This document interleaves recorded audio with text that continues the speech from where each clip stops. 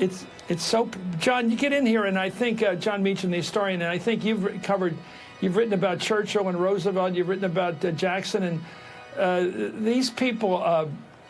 I don't know if at any time in history we've had one person who's been so well personally known by every single person whose name will be mentioned today. That's right, and I think one of the striking things, and we see it now with this panoply of American power, both past and present, is Senator McCain is a veteran of our most controversial war, and yet I think he's always seemed to be a kind of honorary World War II generation figure. I think part of it's because of his grandfather and his father. But when you were around McCain, it felt more as though you were around Herman Wouk's Pug Henry, right? From The Winds of War and War and Remembrance. Yes, of course. And of course, Bob Dole, Senator Dole, George H.W. Bush, going back, President Ford. You know, you had these figures who had served in the great struggle against tyranny, the great global struggle.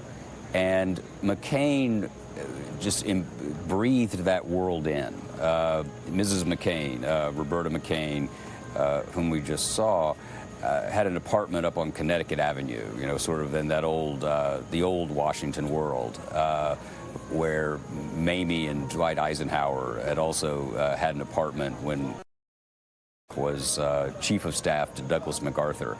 I mean, you go into a sentence like that, and you realize that what we're seeing here is a snapshot, a kind of family album of the country that did the right thing at mid-century. It took us a while, Chris, as you know. Franklin Roosevelt had to juggle us into World War II. He once said, "I'm a juggler. I never let my left hand know what my right hand is doing." But that's the nature of power. That's the nature of reality in a fallen world. And I think that we will look back for a long time today, and we should. But John McCain would also want us to look forward. I think this is a very dramatic, very carefully orchestrated message to the country. Not that these days are gone forever, but that this is what we must do. This is who we must be if we're going to survive our present crisis. And one of the things about Senator McCain is, and Bob Dole, and again President Bush, is these were men who looked forward. They knew that losing an election was not the worst day they would ever have, because they got shot down out of the sky, or were lost an arm on a hill in Italy, or were captured in Hanoi. They had a sense of perspective, a sense of proportion, and I think they would want us to share that and realize that winning a news cycle, winning a Twitter battle, is not what public service is ultimately about. I want to go back to Steve Schmidt, if I can, and ask the toughest question, and it's the elephant in the room. If people here in this room, and we're looking at all people like Orrin Hatch and Al, I mean, every face we remember for politics for 20, 30 years, Bob Dole, everybody's here. How come, if they do share in this sense of communion today, and they do believe in getting along when you have to get along, of course you fight their battles that you care about, but why are they all bowing to the president right now, Steve? Why are they doing what they're told, as if they were artificial intelligence? Why is that going on if they really do believe in this communion of a nationality, of America? We see in public life today, Chris, a season of cowardice where so many people have become infidelitous to the ideas and the ideals of the nation, where, in my view, they have forsworn their oaths, that they have become obedient in a cult of personality to a vile and objectionable leader who tramples on every sense of decency and every good virtue in the country.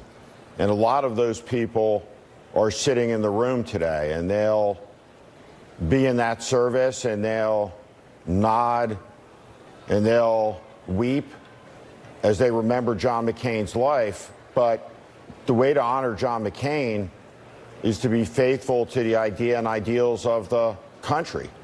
All around the world, from Poland and Hungary and Austria, we see a regression of democracy. We see a rise of authoritarians.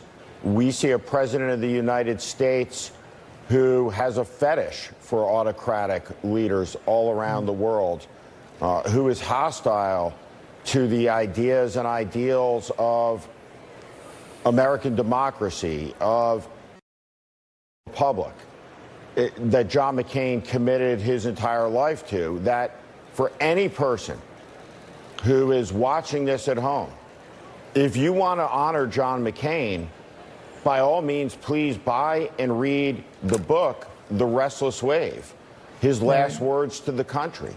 Read his farewell letter, where he talks about the greatness of the nation, but the animating ideas behind it. And today, those ideas are all under stress. They are in retreat all around the world, and they should be championed and defended. And it's great to watch Ivanka Trump and Jared Kushner hug Lindsey Graham. But the reality is that Jared and Ivanka are on the side of a movement that stands for everything that John McCain was against and opposed and fought against for his entire life. Trumpism is antithetical to everything that John McCain believed in. And so when we see the Republican Party given over completely in thrall to Trumpism, this is what John McCain is trying to send a message to us about, that this is not the right path, that this is not the right direction, and that there's a moment of choosing. Republicans and Democrats, and Chris, we came up, you and I, in different political parties, and we fight in this country fiercely. There was never a genteel period of American politics, but all of us largely, and certainly in the post-World War II era, were animated by a common set of beliefs. Our debates were fundamentally about how do we achieve a result in the same direction. But what we see now today in the country is a real questioning whether it is the hostility to immigration, whether it is hostility to the animating ideas of the country, freedom of the press, freedom of speech. We see all of this under assault. And in this hour, we should reflect on John McCain's absolute fidelity to these fundamental American ideals, and we see so many people there today who are not faithful to the things that this man spent his entire life fighting for. Steve, thank you. And I love every word you said. Thank you for being here today. I think that was a tough message that we had to hear today.